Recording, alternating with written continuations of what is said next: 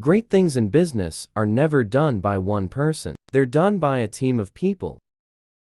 You can't connect the dots looking forward. You can only connect them looking backwards. So you have to trust that the dots will somehow connect in your future. You have to trust in something, your gut, destined life, karma, whatever. This approach has never let me down, and it has made all the diff.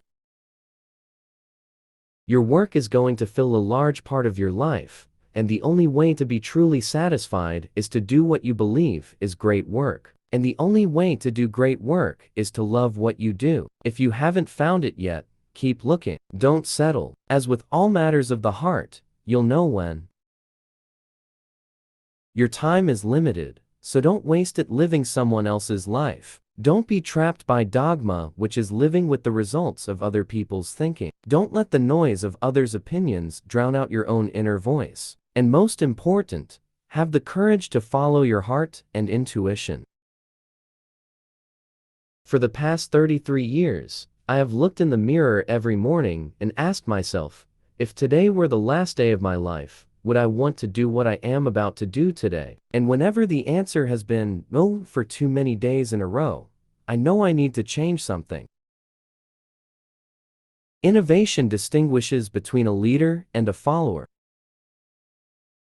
Be a yardstick of quality. Some people aren't used to an environment where excellence is expected.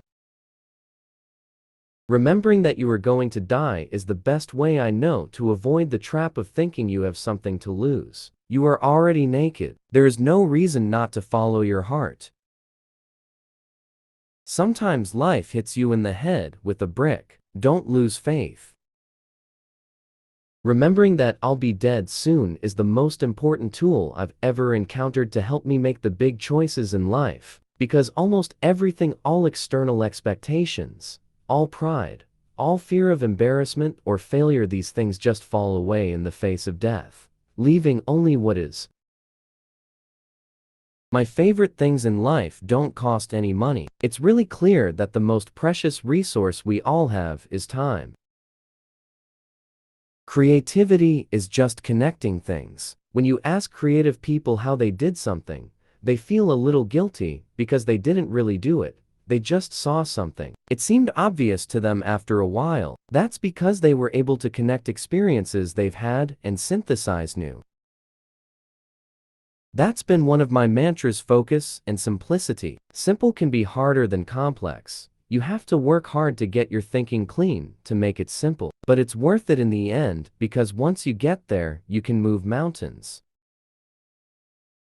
An iPod, a phone, an internet mobile communicator. These are not three separate devices, and we are calling it iPhone. Today Apple is going to reinvent the phone, and here it is. Being the richest man in the cemetery doesn't matter to me. Going to bed at night saying we've done something wonderful, that's what matters to me. Everyone here has the sense that right now is one of those moments when we are influencing the future. Stay hungry, stay foolish. Design is not just what it looks like and feels like. Design is how it works. Computers themselves, and software yet to be developed, will revolutionize the way we learn. Technology is nothing. What's important is that you have a faith in people, that they're basically good and smart, and if you give them tools, they'll do wonderful things with them. If you haven't found it yet, keep looking. Don't settle. As with all matters of the heart, you'll know when you find it. And, like any great relationship, it just gets better and better as the years roll on. I want to put a ding in the universe. Sometimes when you innovate, you make mistakes. It is best to admit them quickly and get on with improving your other innovations. No one wants to die. Even people who want to go to heaven don't want to die to get there. And yet death is the destination we all share. No one has ever escaped it. And that is as it should be, because death is very likely the single best invention of life. It is life's change agent. It clears out I believe life is an intelligent thing, that things aren't random. It's not a faith in technology, it's faith in people. Things don't have to change the world to be important. You can't just ask customers what they want and then try to give that to them. By the time you get it built, they'll want something new. We made the buttons on the screen look so good you'll want to lick them. For you to sleep well at night, the aesthetic, the quality, has to be carried all the way through. A lot of people in our industry haven't had very diverse experiences, so they don't have enough dots to connect, and they end up with very linear solutions without a broad perspective on the problem. The broader one's understanding of the human experience, the better design we will have.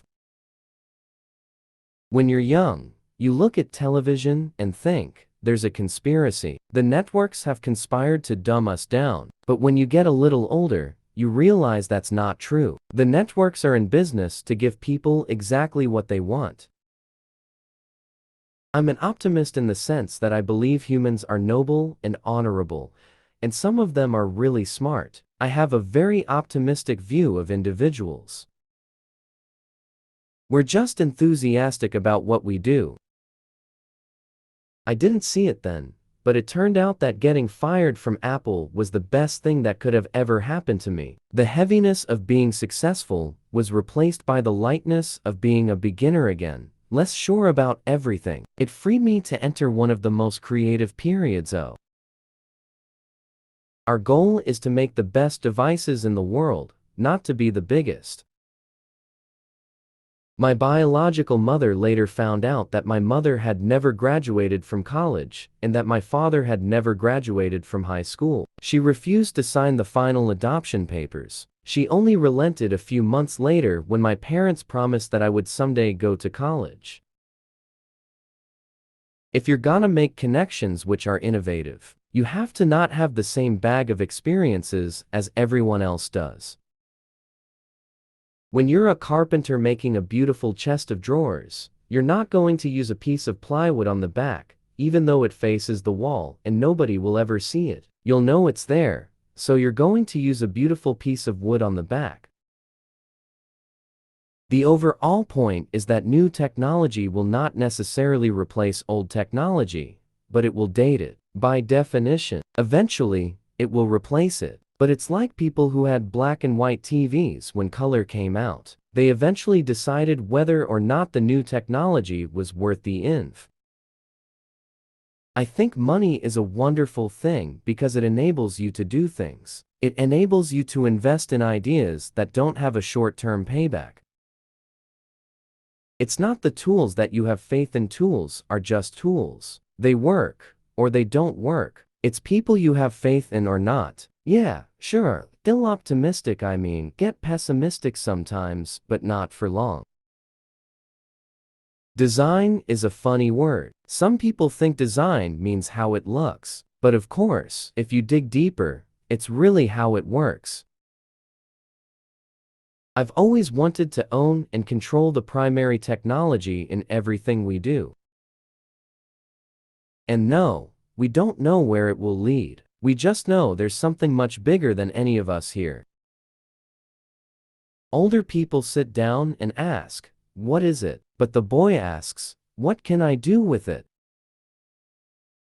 The reason that Apple is able to create products like the iPad is because we've always tried to be at the intersection of technology and the liberal arts. The system is that there is no system. That doesn't mean we don't have process. Apple is a very disciplined company, and we have great processes. But that's not what it's about. Process makes you more efficient. We don't get a chance to do that many things, and everyone should be really excellent, because this is our life. Life is brief, and then you die, you know. So this is what we've chosen to do with our life. I've done a lot of things I'm not proud of, such as getting my girlfriend pregnant when I was 23, and the way I handled that. I have a great respect for incremental improvement, and I've done that sort of thing in my life, but I've always been attracted to the more revolutionary changes. I don't know why. Because they're harder, they're much more stressful emotionally, and you usually go through a period where everybody